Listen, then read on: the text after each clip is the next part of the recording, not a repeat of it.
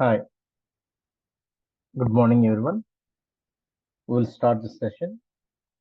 Last session, we started a revision on manual testing concepts, right? So, there we explained software development activities and different kind of testing levels in software development process. Now, today we are going to discuss some of the miscellaneous testing techniques, such as retesting, regression testing, smoke test, sanity test, some of the informal testing techniques, then mutation testing, buddy testing, localization testing, internationalization testing, globalization testing. Okay, there are some important miscellaneous testing techniques which we have. The very first one we have the retesting. If you're looking at this diagram here, as a test engineer, whenever task is assigned for you, what we have to do as per the requirement documents, we are going to prepare the test cases. After you prepare the test cases, after you prepare the test cases, development team will give the build for us. Whichever test cases you prepared, those we are going to start execution. That means we do a real test. So assume that you may prepared for allocated module 350 test cases.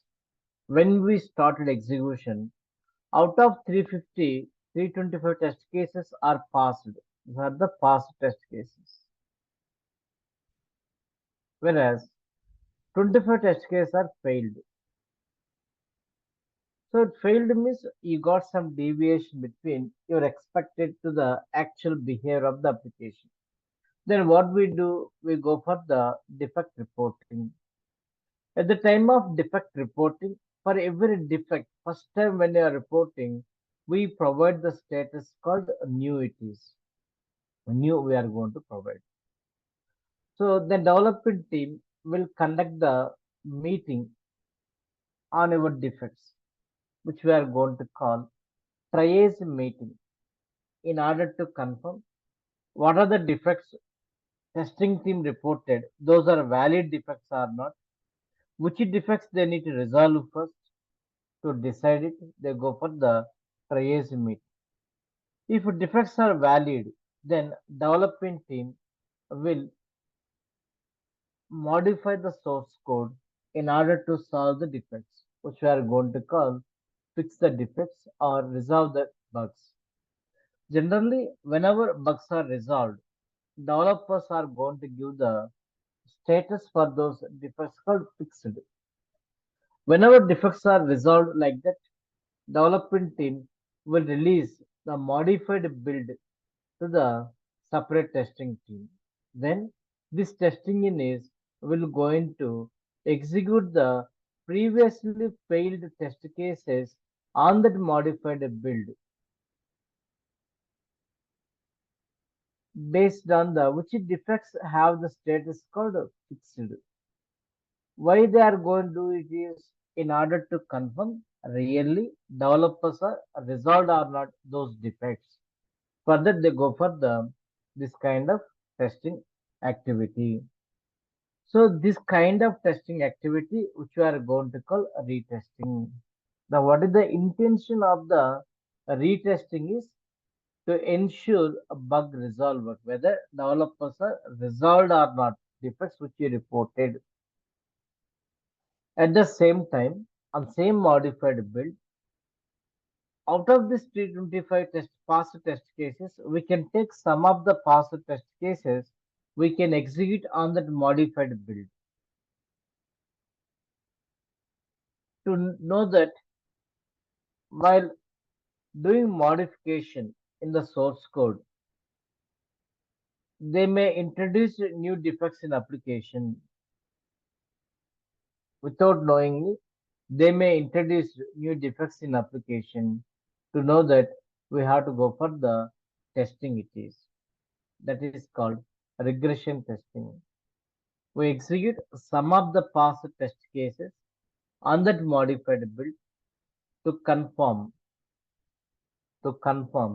whether any new faults are introduced during the modification. This is what the pictorial explanation about the retesting and regression testing. Okay.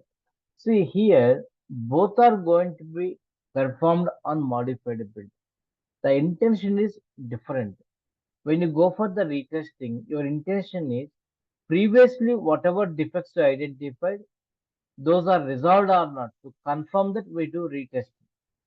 The intention of the regression testing is during modification of the source code, any new defects are introduced in the application. To find it, we have to go for the regression testing.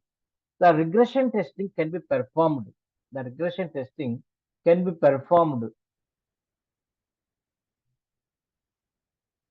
partially, depends on the type of modification. Type of modification. Type of modification. So now we'll see theoretically. Now pictorially I explained. Now theoretically how we can say it.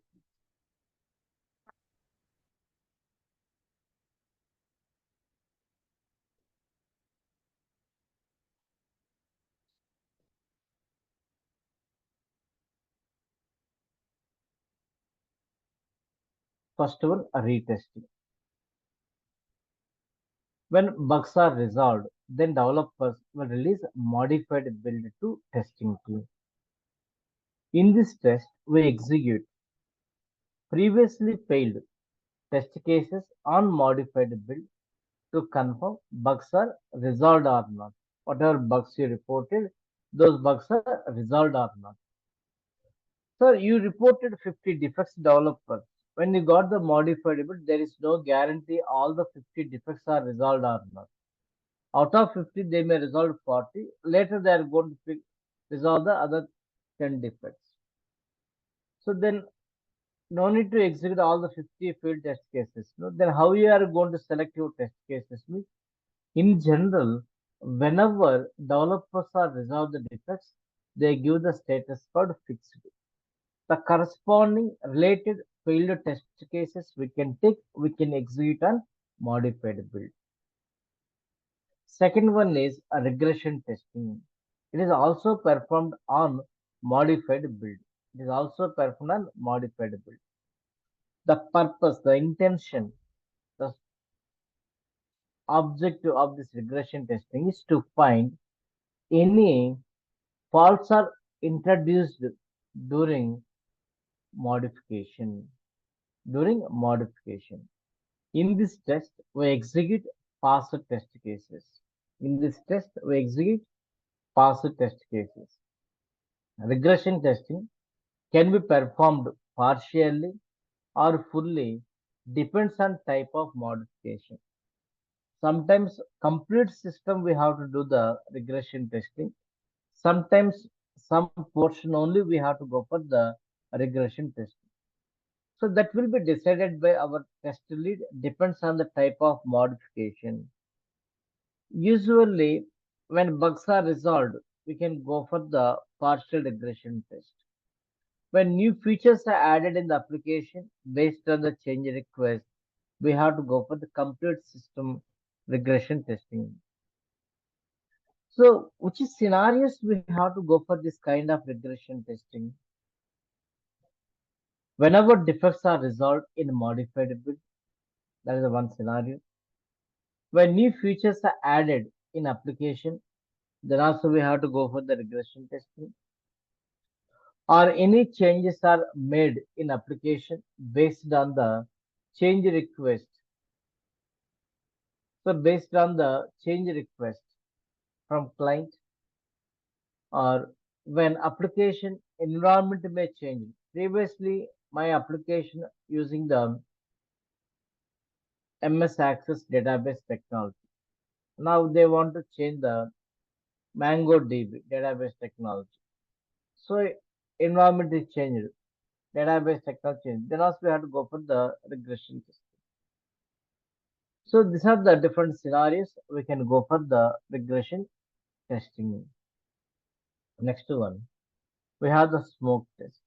As I said earlier also, system testing performed by the separate testing team. But once we got the initial build, directly we are not going to the system testing or detailed testing. Whichever build we received from development team, we need to check is that build is stable for thorough testing or not. That's the testing where we are going to call smoke test. Different names we have for this kind of smoke test. It is also called as a build verification test or build acceptance test or tester acceptance test. Whenever initial build deployed at test environment, whenever initial build deployed at test environment, then initially the beginning, very first, testers are going to perform this kind of smoke test. What is the intention of this kind of testing? How do you perform this kind of testing?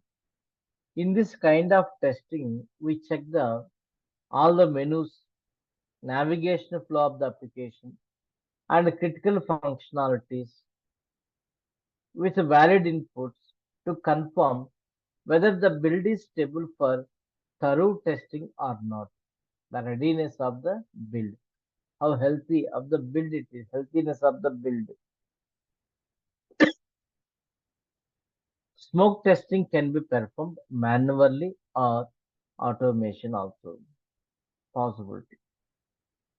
So just what we do know, try to check that whether this application allowing you to operate every page or not. In every page, detailed functionality validation not required. When application allowing you to do the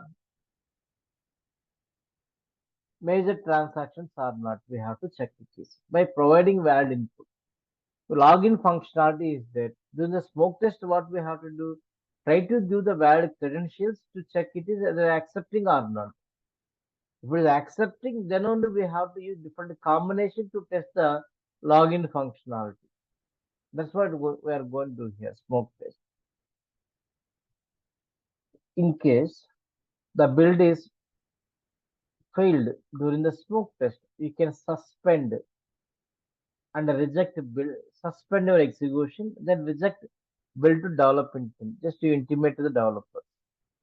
Then they will go on to release some patch files or modified build for us so that we can go for the again you test the smoke test. If it is passed, then continue the execution. In a similar way, similar type of testing we have that is called sanity test. It is also same as smoke test. The intention when I'm saying same as smoke test means the smoke test, how we are not going to the detailed testing during the sanity test also you are not going to the pinpoint testing. Detailed testing are not going to do it is okay. So it is a pre-test of regression test. That means before going to the regression testing, we do this kind of sanity test. Generally, regression testing where we do unmodified build. Unmodified. That means the difference must sanity test on modified build it is performed. Smoke test on initial build it is performed. Initial build it is on modified build. So what is the intention? When you got the modified build, generally we have to go for the retesting, regression testing. Any new features are added, those also we have to test it. Maintenance testing we can say. Now before going to those kind of testing activities, once we got the modified build, we need to confirm whether developers really did any modifications or not. Whether developers did any modifications or not to go for the further testing activities. For that confirmation, we do the sanity test. That means you may got the modifiable developer saying that 50 defects we resolved. Try to check one or two defects really they solved or not. Then we go for the detailed retesting like that. Okay. Really developer did any changes or not. To go for further testing activities, we do sanity test. Now, if you understand it is,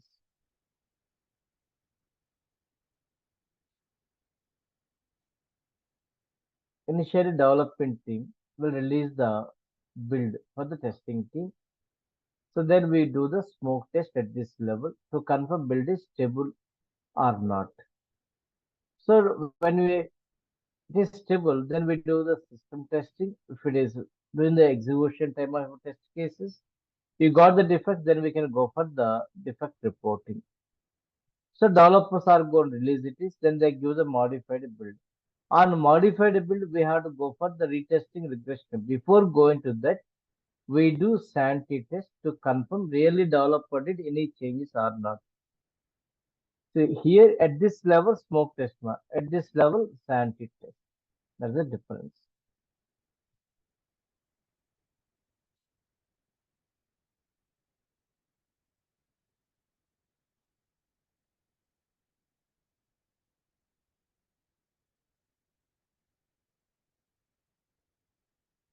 Next, informal testing technique. Generally, we have the two ways we can go for testing: formalized testing and informal testing. Formalized testing is proper documentation, proper planning. We have to go for the testing that we are going to call formalized testing. That we are going to call formalized testing. Without proper planning, proper documentation, when we go for testing, that we are going to call informal testing. In this, we have the three kind of testings are very famous, such as Ad-hoc testing, exploratory testing, risk or priority based testing. Ad-hoc testing, exploratory testing, risk or priority based testing. First one, when in which scenarios we are going to this kind of informal testing, understand. First thing, when there is limited time, we don't have the sufficient time to test the complete project. Second scenario, when budget is less and module which you want to test, that module doesn't consist major functionalities as per the client business needs. When already formal testing is completed, we are in the ending stages of testing.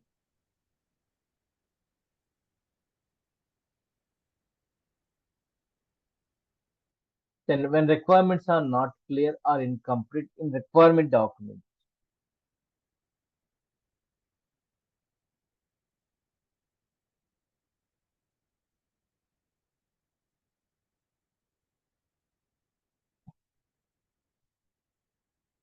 So that this type of situations we have to go for the informal testing. So what are the informal testing techniques are there is Ad-hoc testing, exploratory testing, risk or priority based testing. First one, Ad-hoc testing. It is also known as a random testing or monkey testing. Random testing or monkey testing.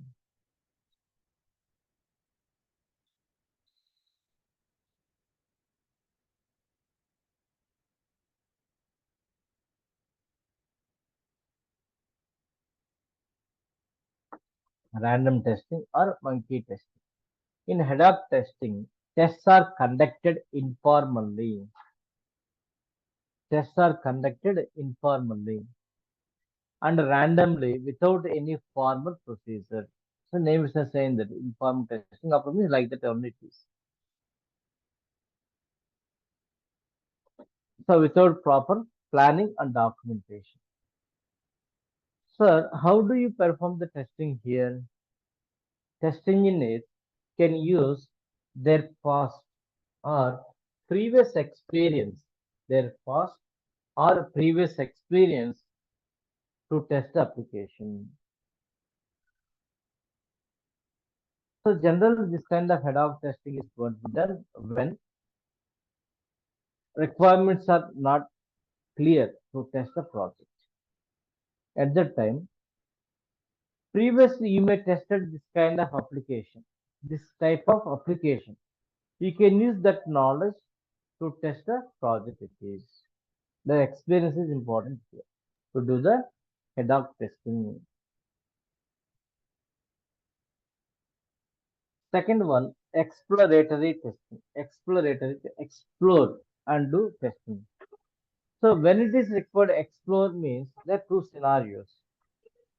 Some cases what happens, so you may not have the sufficient time to derive the test cases. The second scenario where testers doesn't have the domain knowledge for the project. So in these cases, one is when you don't have the test cases there is no time to prepare your test cases. In that scenario, directly by operating application, try to find the defects. Second scenario here, when we don't have the domain knowledge, so application given to you, try to operate application, try to understand the functionality flow of the application, use that knowledge to derive some test cases for further uses. Next build you got, you can use your test cases at that level. These are two different scenarios we can go for the exploratory test. Explore directly by operating application. We try to find the defects in application it is. Next, risk or priority based testing. So what is the meaning of that risk or priority based testing? This time you've already prepared test cases, but problem is you may not have the sufficient time to execute all your test cases. The reason is maybe your developers are not provided in time build for us to go for the execution. There is a delay in deployment of the build. So we don't have the sufficient time to execute all our test cases. That is a scenario where we are going to do the risk or priority based test at this level, which are important as per the user business needs. The important functionalities related test cases we can take, we can go for the execution. That is called risk or priority based. In this situation, in this scenario, we try to use the how do you select test cases in this scenario means we try to use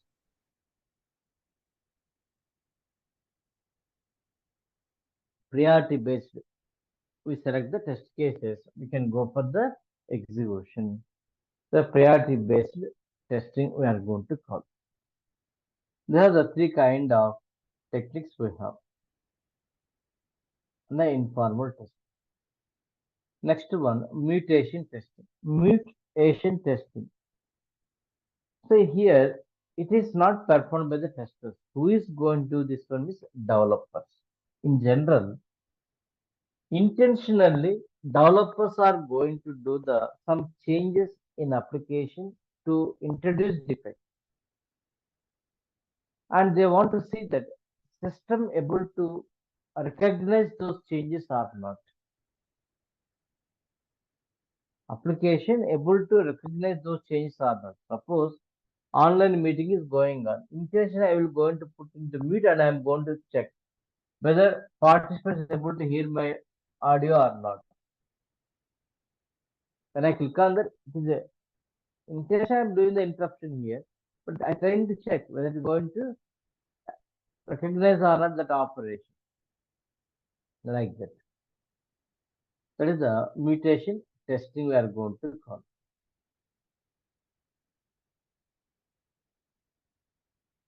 So buddy testing. So here, buddy testing means it involves two members for each functionality or module to test. So here two members start from the testing, one from the development team, one from the testing team. Both are going to share their ideas to test. Generally, mission criticality applications like NASA owned applications, this kind of approach they are going to follow. Then localization testing, L10N testing, I said it is. What is the intention? It is a technique to verify software behavior, accuracy, and suitability for specific locations and regions within the country. Now, the best example which I given for the localization testing, bookmyshow.com. If I go for this bookmyshow.com, so the use of this bookmyshow.com is to book the so movie tickets or any other events are going on near the cities, so that it will going to show that where you can book a tickets. Now, without any code changes, if I selected city like Hyderabad, will it going to provide the information related to the Hyderabad? If I selected Delhi, is it going to provide the information like that or not? Okay, we need to check it is. This is the thing where we are going to call localization testing. So in this technique to verify software behavior, accuracy, and suitability for specific locations and regions. This could be anything from a particular city to an entire country. The method tests how the software would behave when using different areas. That's the intention it is. Next one, internationalization testing, also called as I-18 and testing. Suppose Zoom online meeting is there, which is used across the global, right? Now, if I go for the China, they may not go on to prefer the language called English, right? The Chinese language they would be preferred. Then only the Zoom is going to get the business. So what they will go into, the Zoom application should support international languages, currency, time zone, date format. So like this supports are not we have to check. This is what we are going to call internationalization testing. So localization testing, alternate testing, we are going to start from. Localization testing, alternate testing. What is this 10 representing? It is not the 10 languages or 10 regions or 10 cities. It is representing number of characters between L and N. 10 is there. That is short from the given. Same way, I-18 and testing means here. So between I and N, we have the 18 characters. That's the number representing 18, not the countries, not the languages here. Okay. Next one, we have the Facebook application effect or Gmail application effect. These are going to support the some of the Indian local languages as well as international languages also going to support. Facebook we can use in Telugu, right? Gmail also you can use in Telugu, Tamil. Supports. Google also supports some languages. Now we have to check that whether this application supports the local languages as well as international language combination when we are going to testing. Such a thing which we are going to call. So globalization testing we are going to call. Such a thing which we are going to call more globalization testing we are going to say. Combination, alternate testing and I-18 and testing. These are the some of the important miscellaneous testing techniques which are not covered in the testing levels which we discussed yesterday. Right. Now we got some clarity about the software development process and different kind of testing activities, testing levels or testing techniques and each testing technique, what factor is going to validate test factor. Okay. Now we are going to see about the testing process, the formalized testing, how to do. So the formula testing, which I am going to explain to you in a simple way with a block diagram first, try to concentrate. Then we go for the detailed testing process, how it is going to perform. So in this block diagram, I explained here how the testing activities are going to be done by separate testing team along with the development activities. We are not going to development activities. Along with the development activities, simultaneously, how the testing team activities are going to be to get some idea, this block diagram will help. As we know that any software development process starts with the requirements collection. Starts with the requirements collection. After requirements collection, they go for the requirements analysis. Once requirements analysis completed, they do review on the requirement documents to check all the business needs are covered or not. The FRS document is correct or not. This FRS document describes the so reliable information or not. Is it understandable or not? Like that, they go for the review on that FRS document. Once the review is completed, they will go into finalize. They will go into finalize or freeze the requirements. Whenever requirements are finalized, then one copy of the requirements are taken by the development team where they go for the design. After design, they do coding. After coding, development team will do unit testing and integration testing. They do unit testing and integration testing. After that integration testing, they release initial build to separate testing team. They release initial build to separate testing. Now you see this diagram. Once requirements are finalized, then to get the build from development team, sometime it's going to take in real time to do this kind of activities, design, coding, unit testing, integration testing. In this meantime, testing team also will take one copy of the requirements simultaneously with development team, where our test manager or a project manager will go for the test initiation activity.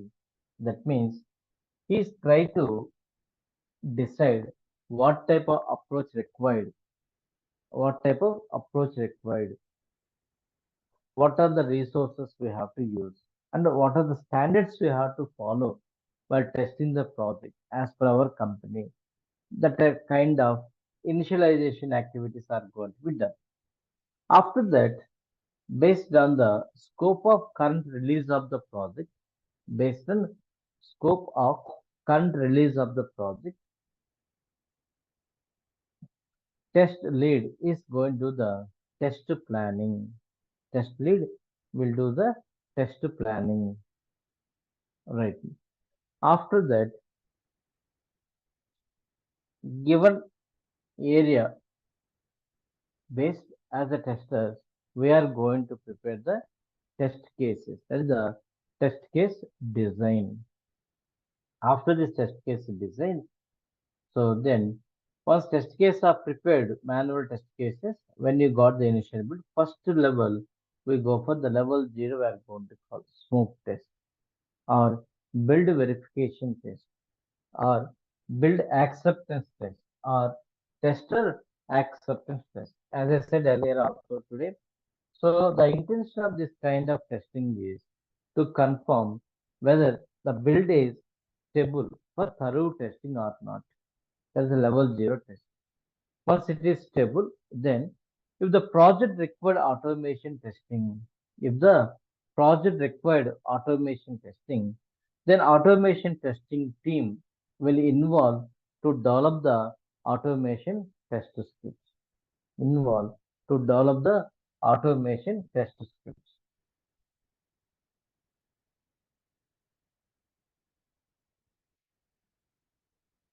Okay, it is an optional. It is not mandatory to go for the automation script, automation testing for every project. Okay, if the project require automation testing, then only automation testing team will involve to develop the automation test script.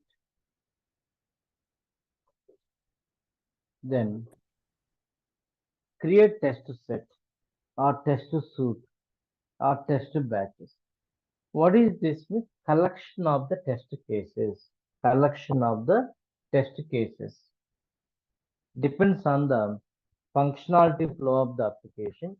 The parent to child function related test cases, they are going to set as a one group. Like that, they are going to maintain. Why it is going to be advantage of the setting groups like this? Means later it is makes easy for us to analyze the execution coverage. How much execution is completed in the project? How much portion testing is completed? That makes easy for us.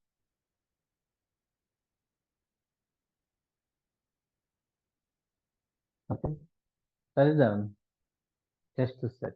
Then select one test batch or test set. Select one test set or test batch. Start the execution. That's the level one execution. The real testing or comprehensive testing we are going to call. Real testing or comprehensive testing. Now,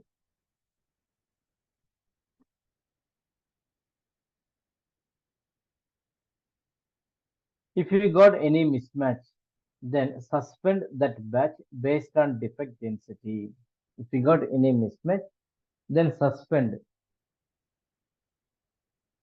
that batch based on defect severity.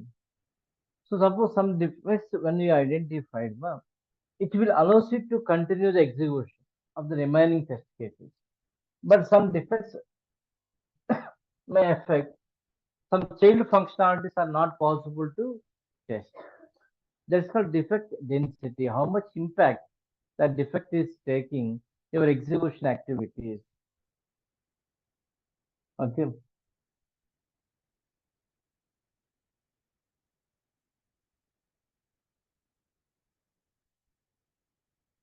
So whenever you got the defect, first you have to go for the defect report. Then you see the severity. Accordingly, you decide whether you want to continue the remaining test case execution or you can suspend. You can take another test set, independent test set. We can start the execution. So whenever you defect reported, developers will go and connect the triage meeting. If defects are valid, they resolve it is. Then they release the modified build. After doing the sanity test, we do the sanity. There's no that much importance. So level two, we given as the retesting and regression testing. If any test case is suspended, those we can take, we can go for the further execution activities.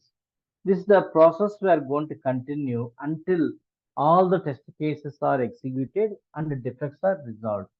Finally, there are no defects. Finally, there are no mismatches. Then we can go for the just for the confirmation purpose. We can do final regression test or end-to-end scenario testing, end-to-end scenario testing, or we can do the pre-release testing we are going to cover. So based on the defects, how many defects are identified in a module, based on that, do the level one execution. Confirmation purpose, we are going to once again it is final regression test. After this final regression testing completed, then we go for the we ask the client to go for the user acceptance testing. After that, based on that, our test manager along with the test leads, they are going to decide can we stop testing for a project or not? Can we stop testing for a project or not? That only they are going to decide. Right. This is how it is going to be. There is a simple block diagram which explained about the how the testing process along with the development activities. Okay, but this is the thing systematic way to discuss. We have the concept called software testing life cycle or system testing life cycle, software testing life cycle, or we can say system testing life cycle. Now, I will going to stop the session now. I will give the 15 minutes break, then we'll continue the session. Okay, take 15 minutes break, then we'll continue the software testing life cycle. Okay, thank you. Take 15 minutes break, then continue.